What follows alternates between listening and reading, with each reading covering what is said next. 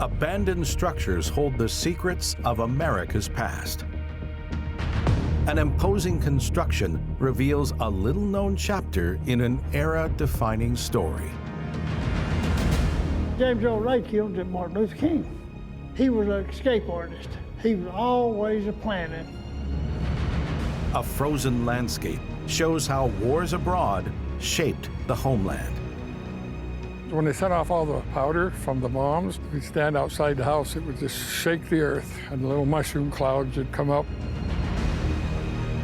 A ruined house exposes the personal life of one of America's most well-known authors. This was the home of a very important, famous individual in U.S. history. His books were read by people around the world. And an ancient wonder offers a glimpse into this land's long human story. We don't really know why they created this place and then what caused them to leave. That's the great mystery. Scattered across the United States are abandoned structures. Forgotten ruins of the past, monuments to a bygone era. Each shines a light on the story of this land and its people. These are the secrets of hidden America.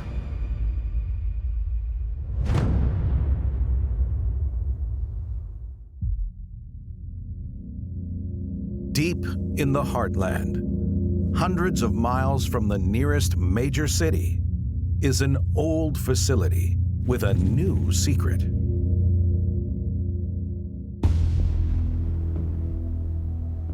We're out basically in the middle of nowhere. The site is enormous, and we have these different structures dotted around for miles. The first impression that everybody has when they come here, hands down across the board, is simply wow. The more you traverse this landscape, the more you realize how much is here and how much possibly happened here. While much of the site fell into disrepair long ago, the largest section appears almost unchanged. The scale of the original site is right around the size of Manhattan, but what you see behind me right here, this is the most important part of it all. The design of the bunkers, the spacing between the bunkers, tells you all you need to know. This is a place that was filled with danger. But with those risks now long gone, something else is taking root here, and life is slowly beginning to return. This facility was abandoned for decades, but now things are changing. What these were built for originally makes it absolutely perfect for what it's becoming today.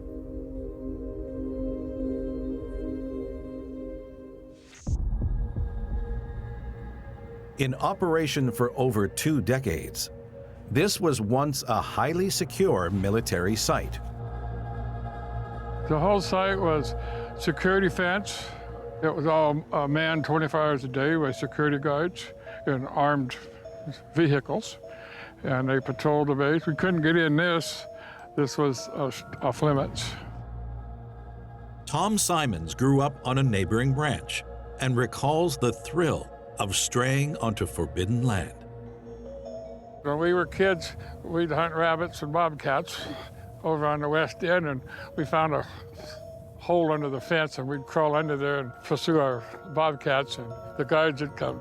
They were in Jeeps. They had like a 50 caliber machine gun mounted on the back. When you're 9 years old, you get pretty scared. Now a shell of its former self, at the time, the armed security was here for a reason. These buildings, from what I gather from some of my friends, was small arms storage, like weapons, 50 caliber machine gun, a handheld, and I guess ammunition for like anti-aircraft and different things like that. The facility as a whole at some point housed bombs, grenades, rockets, and chemical toxins. It was a truly nasty cocktail of chemical agents stored, such as VX gas, mustard gas, and sarin. They weren't nice ingredients. As well as a facility to store weapons, it was also a place where old ones were incinerated, a process that has left lasting memories for those who lived nearby.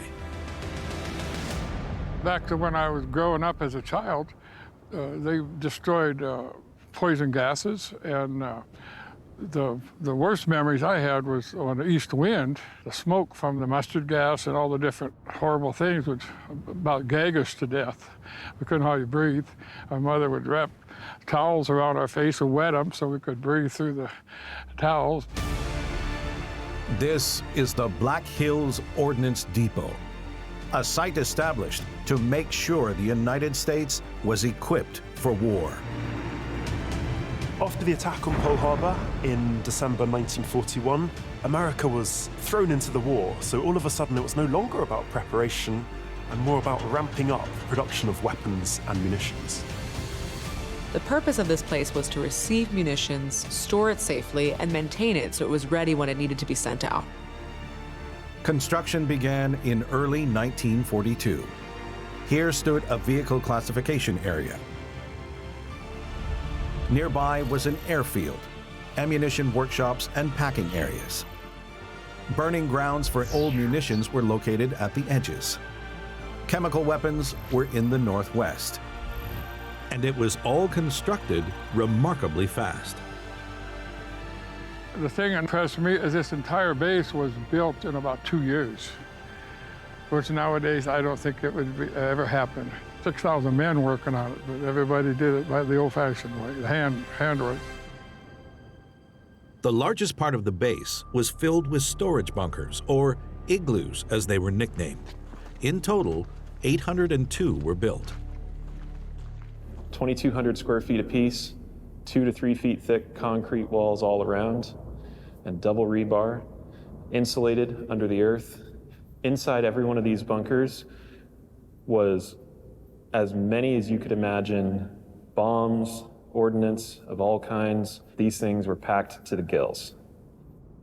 These bunkers were constructed impeccably.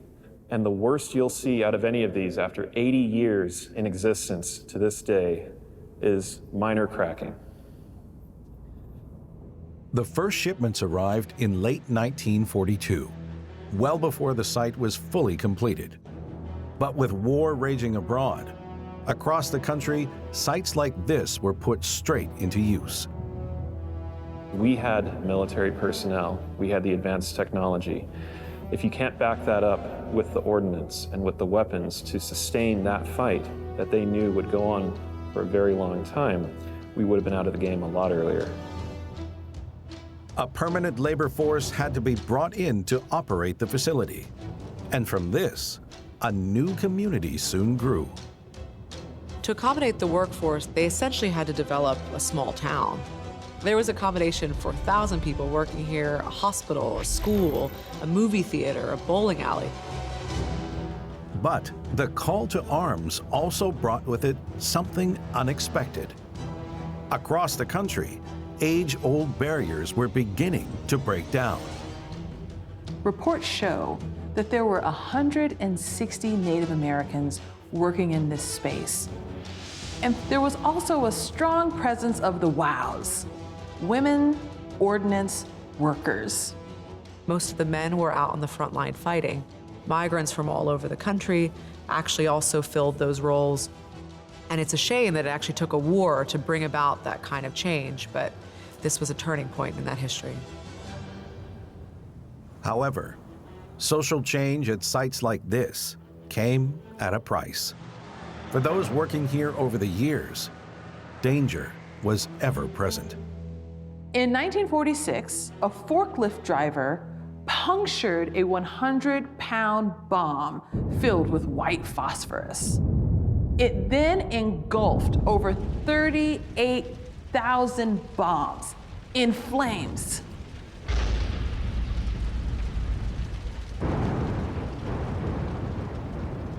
For the next 20 hours, Bombs were going off with white phosphorus, as well as shrapnel being continually spat into the air. Sadly, this wasn't the only tragic incident that happened in this era.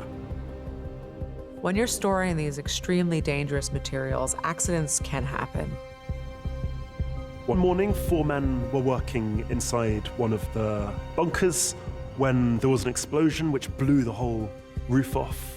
The walls were shattered, grenades were sent flying in all directions. 3 of the men tragically died, but remarkably, one of them managed to survive. In 1950, this site was suddenly thrown into action once more. The Korean War saw America calling on its stockpiled ordnance. And this time, Black Hills was ready.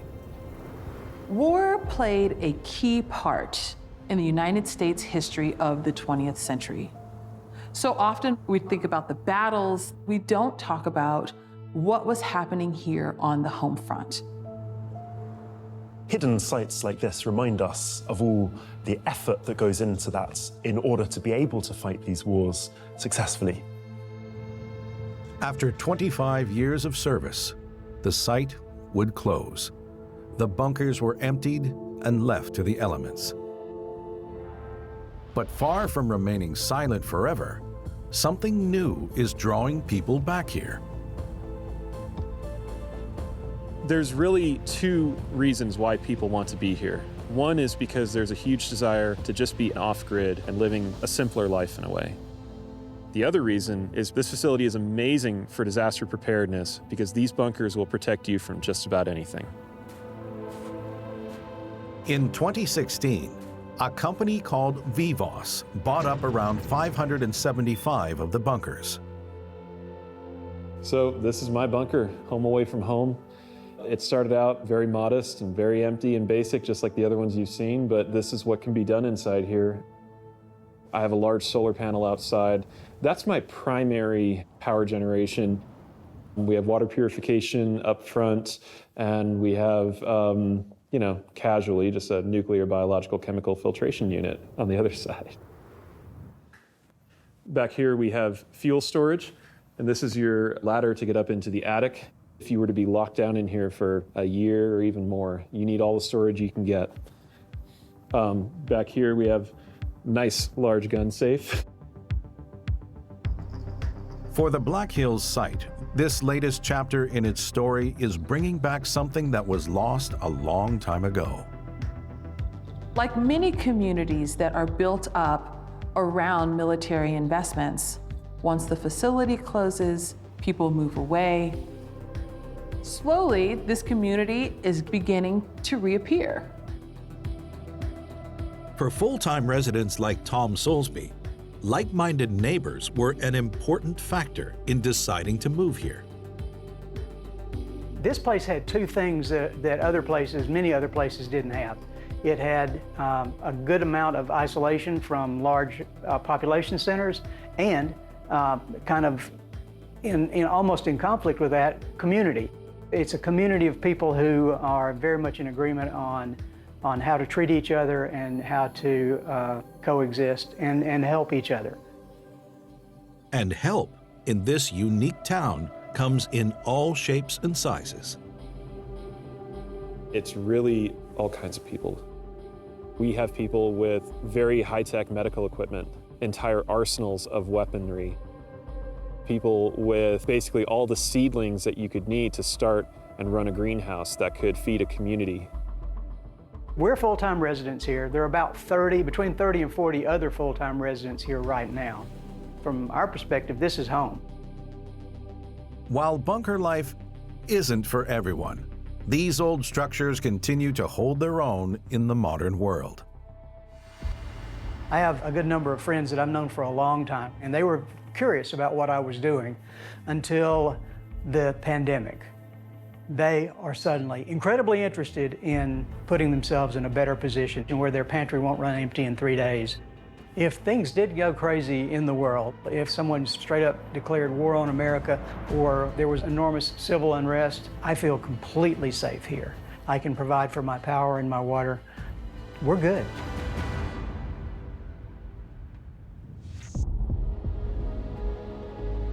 Today, the bunkers and the other parts of the site help illustrate how the country's past has left its mark on the land. In the 40s, war was totally different than it is today, and this was a necessary facility back in those years. In a way, I'm glad it ended because we don't need this no more, and it's sad to see all the buildings falling down. It's just a part of our history that we can't change.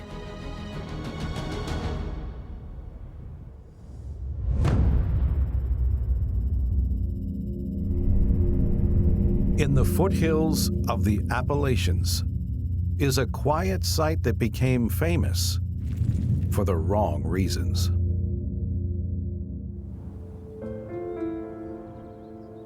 We're in a rural part of Tennessee, kind of far away from any place that you would really want to be by foot or car. A winding road cuts through the range, ending at a walled fortress. It's built out of a light-colored sandstone, and with its crenellated tops, it looks rather like a castle. It's very out of place in the area. This place is a mishmash of architecture. Some of it is modern, there are older structures. Clearly, it has been built and rebuilt over the years. But inside are rotting walls and rusted bars that reveal its true purpose. It's absolutely depressing. You know that prisoners inside this prison had horrific existences. This is Brushy Mountain State Penitentiary. Some of America's most dangerous criminals were locked inside here. Teddy Bassler arrived here nearly 40 years ago. His job? To keep convicted felons under lock and key. This right here was key control. It's a federal offense, you can't own that key. If you had a whole set of these keys, I could get in and out of every prison in the United States. Behind these doors were murderers, violent criminals, and sex offenders. Stand here and every fiber of your being will scream, this is the end of the road. But this high-security facility started life as a simpler structure. In the late 1800s, Brushy Mountain State Penitentiary was a wooden prison. But in the 1930s, authorities decided to put the prisoners to work to rebuild it, basically ensuring that they would not be able to escape. Brushy was designed to be a threat. To be sent here, you'd either been convicted of a heinous crime or no one else would have you. For the inmates, living quarters were small and sparse. You know, a bunk, mattress, blankets, pillows, drinking fountain, towel. That way, if you was using the bathroom, you just put your blanket up there. People were gonna come by and watch you using the bathroom. All inmates done was sit here, sit here, sit here. If he had a book, he could read a book. But now he's also planning. Brushy Mountain State Penitentiary kept some of America's most notorious felons.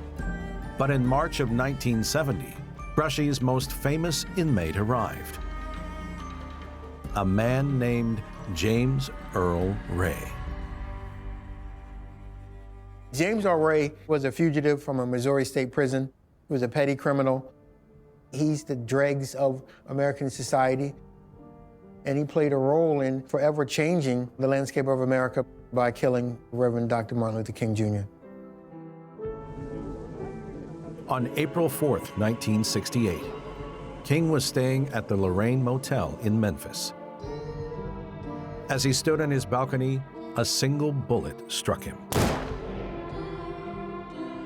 The world stopped. Riots took place across the country. actually remember the day and how afraid I was of the National Guard when they came into my black community as a little boy. It stays with me like it happened yesterday. A manhunt began. James Earl Ray was the #1 suspect. He was captured in London, England, and sentenced to 99 years in prison at Brushy Mountain State Penitentiary. James Earl Ray cell, right here. He wasn't nothing special. He just murdered. When we found out he's coming here, we had staff meetings here all the time. He was a major escape risk. On a June evening, 7 years into his sentence, Ray made his move. That evening, I'm eating supper, and the whistle started blowing off, and then it's, and I think it's 7 times. I told my wife, I said, oh, hell, Lola. Oh, my God, honey, it's a bad one. This is bad. It's when that man escaped, it's real bad. We've had a lot of people over the years run off from out front or whatever. As far as I know, it was only that one of those things went across the wall.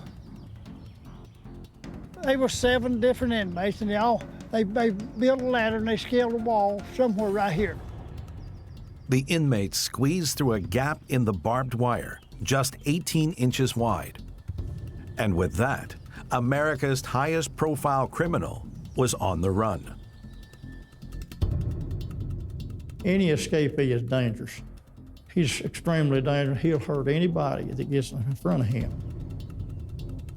With the nation's attention fixed on the prison, they had to act fast. I had to call every employee. Every employee at the prison we would call in. The media descended on the space, and people all over the country watched the unfolding of this manhunt. They sent the FBI in here, and I know most of the people in the FBI are good people, but the ones they sent up here, if they've been handpicked to be total rear ends, they got them. They drove around at night in cars shining lights up in the woods, but you're not going to catch him shining lights up in the trees at night. While the FBI swept the roads, Tucker and his colleague, Stawny Lane, planned an expedition into the woods with bloodhounds. We called that night, and he said, we got a really good track going over here. Now, he said, I'm going to tell you something. If I call you anytime tonight on the radio and I say the word Shiloh, I got him. We're looking at him. For 2 days, Brushy's officers and the FBI raced to find James Earl Ray. When it come over the radio, he said, we've still got a good track going. He said, it's hotter than hell. He said, I'm sitting over here at Shiloh Church. Boy, my hair stood up all over me. He's looking at him. They done got him. He said, Shiloh. The hounds tracked Ray to a spot in the woods. Later, the dog handler showed reporters how he'd discovered Ray buried in a pile of leaves. By the end of the 4th day, all the escapees had been rounded up, and their second stint inside was about to get a whole lot harsher. Worst thing you can do as a guard is allow an inmate to escape on you. So that puts a bad taste in them. So when they finally caught him, everybody's thinking that they're going to punish James Earl Ray. But his punishment is being in his cell. James Earl Ray was put into D Block. This was the bleakest place that Brushy had to offer. Those in D Block were put into solitary confinement. They spent 90% of the time on their own. Their food was pushed through a gap in the door. Ray spent 6 months in here. A few years later, he was transferred to another facility. He died behind bars in 1998. Brushy kept going, but eventually it couldn't keep up with a growing prison population and shut in 2009. Former prison officer Teddy Basler now fondly remembers his time here. Count my blessings every morning when I was working there. I got here, come here and went to work. Every day, if it's raining, I was in the drive. If it's cold, I was in the war. If it's hot, I was in the coop. I was home every night with my family. I think I was just born for this kind of work. Today, Teddy's tours of his former workplace are a big hit. Very few people come up here don't enjoy walking through Brushy. It's not every day you can go to prison for a day and then go home that evening.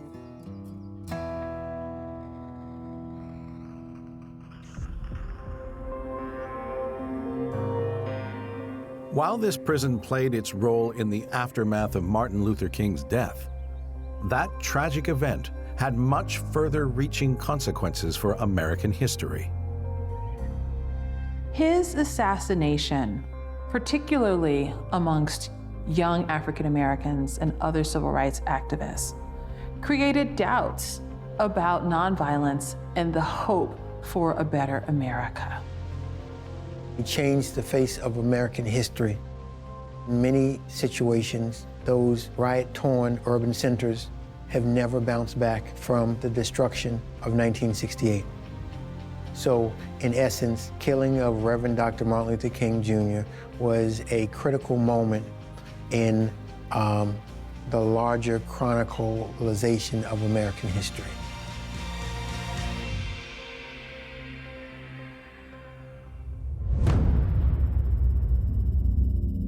In the lush hills of wine country is a building whose disastrous end was shrouded in mystery for decades.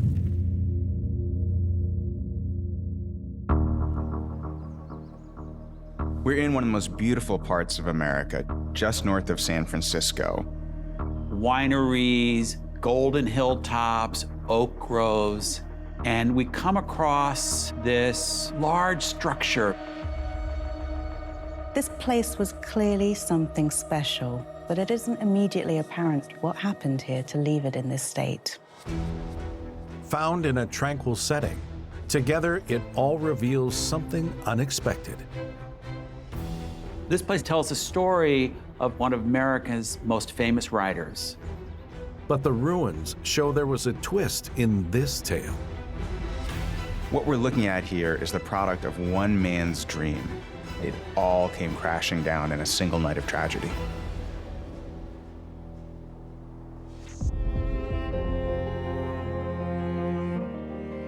Today, these remains stand within the boundaries of a state historic park.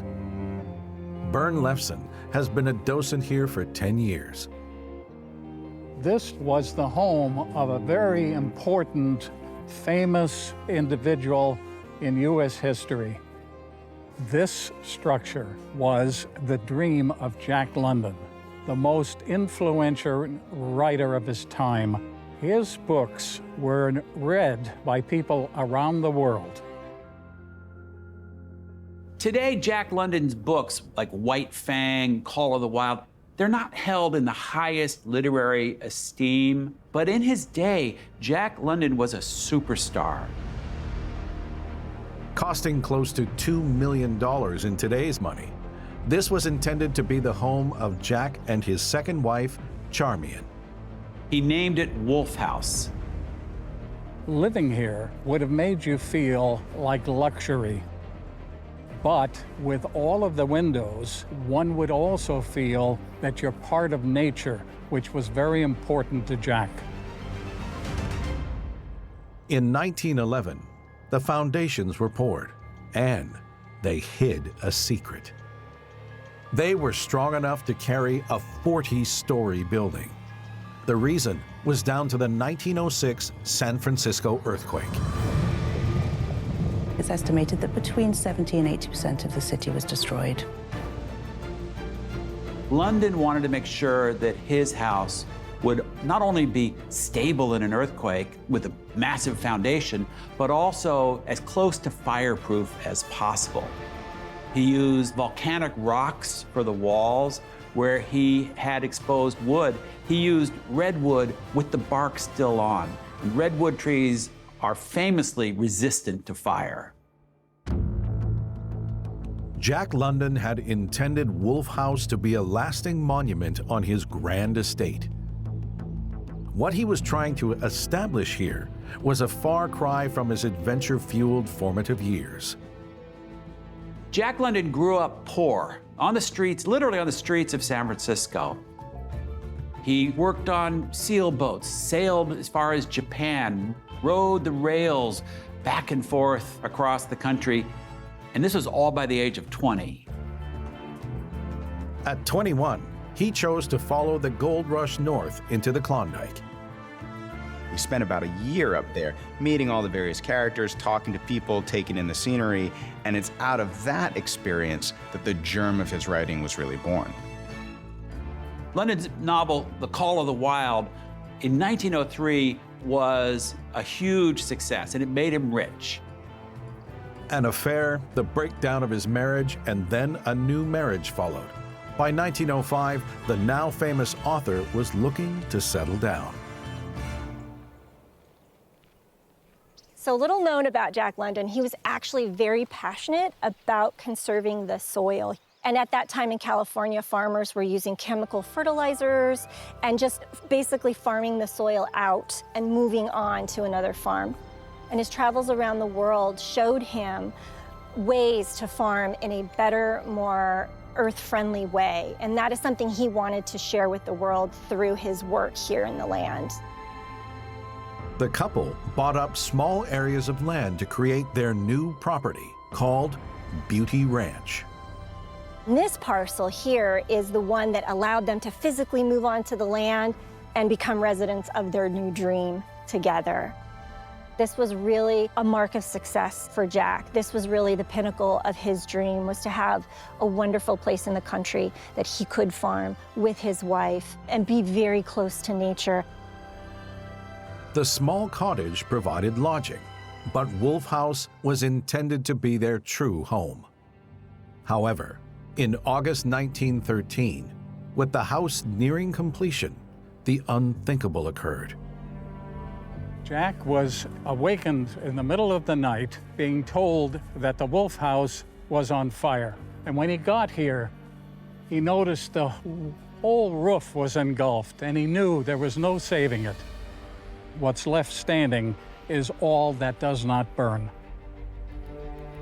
Contained inside, a fire had burned out of control before the alarm was raised. The sad irony is the thick walls that were designed to keep fire out did not handle the fire that began within. For decades, the cause of the fire remained a mystery. But in 1995, a forensics team conducted a study of the site.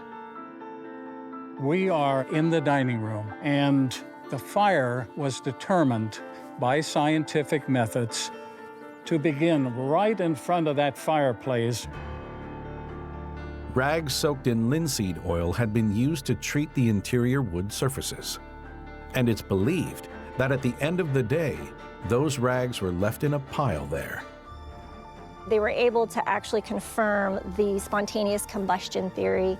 It was an incredibly hot day, and the sun beaming in the open window, hitting those rags, just heated them up until the point of combustion. In this case, by the time anyone was aware the building was on fire, it was far too late to do anything.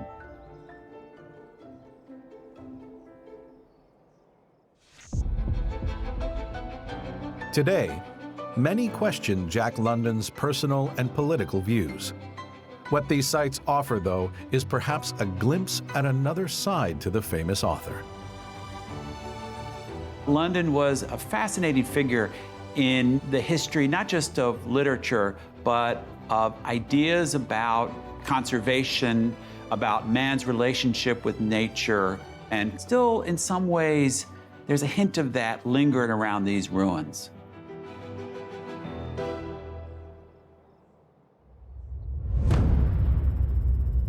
In the Four Corners region, where Arizona, Utah, Colorado, and New Mexico meet, ancient structures hide an often overlooked part of this land's story. We're out in the wilds here, striking and it's desolate. This feels like such a quiet and distant place today. But you can see from all the remains dotted about that years ago, this was anything but. Aged forms cover these grounds, but one stands apart. It's the kind of settlement we associate with Mesoamerican native architecture, the Mayans or the Aztecs, or South America like the Incas. This was once a thriving and populous area, but something changed and people began to leave. That's the real mystery here. Something must have happened. This is one of the most important archaeological sites in North America, one of the most important in the world, and yet most Americans don't know much about it.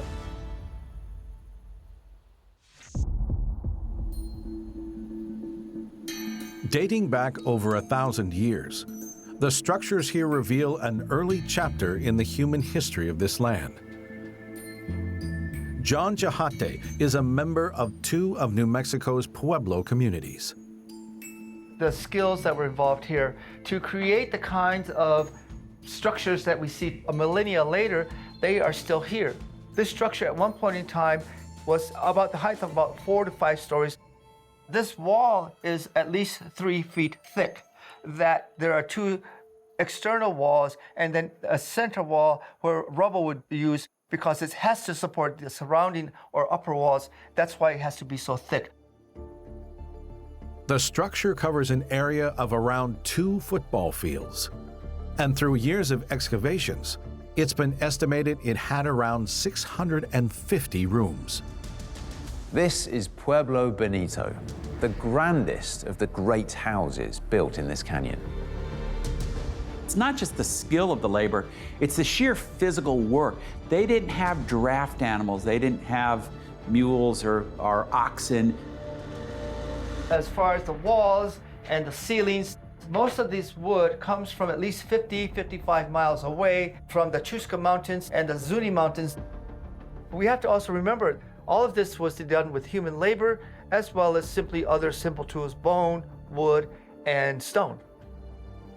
We learn a lot from the evidence left behind, but at the core of this story is the mystery of what this place really was.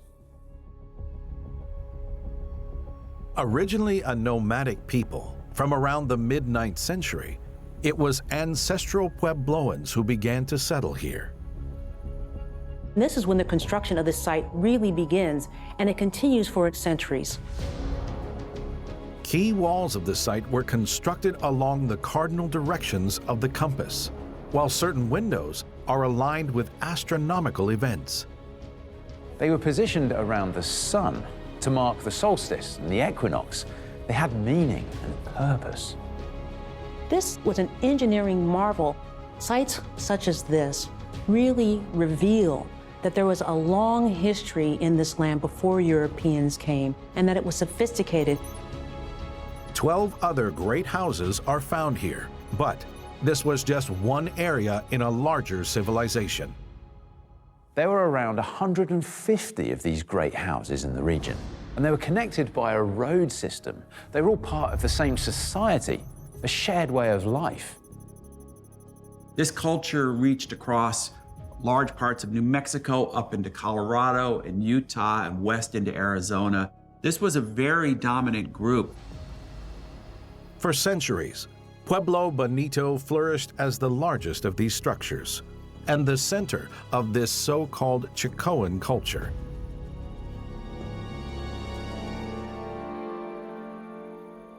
Dominating the site is the large central plaza, a clue to what this all may have been built for.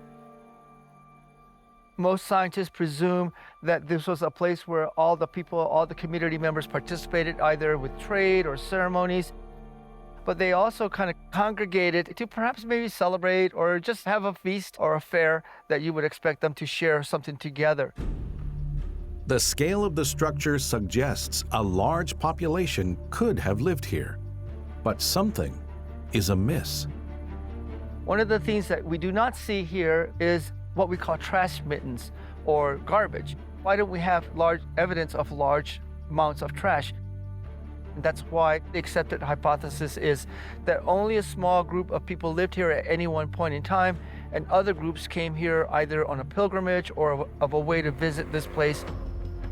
Something that adds to this theory is the abundance of these large circular structures known as kivas, the largest of which has a diameter of around 70 feet and lies to the south of Pueblo Bonito. It's suspected that perhaps it probably was able to hold the whole community at one point in time. They would have been covered over, either as underground structures sunken down into the earth, or as roofed buildings with an access point on top, likely with a ladder to lead you down inside. We see them throughout Chaco Canyon, as well as other extensions of the culture that existed throughout the Southwest. But it's a way that we can simply understand that the humans who created places like this had some existential constructs. They perhaps have belief in the afterlife, a belief in the spirit or the soul of a human being, that they made a conscious effort to incorporate that into their society. While Pueblo Bonito could have been a site of pilgrimage or intended for ceremonial use, the kivas also represent something more, a link to the modern day. Only this time, any mystery surrounding their use stems from a conscious decision. The current day Pueblos have these structures within our communities that we still use, that they are part of our rituals, our existential constructs. Kivas are ways of helping us understand that we are spiritual beings, but at the same time, we protect what we want to and simply not divulge completely everything. Across 3 centuries, the structures of Chaco Canyon continued to grow in size and importance, but it wouldn't last.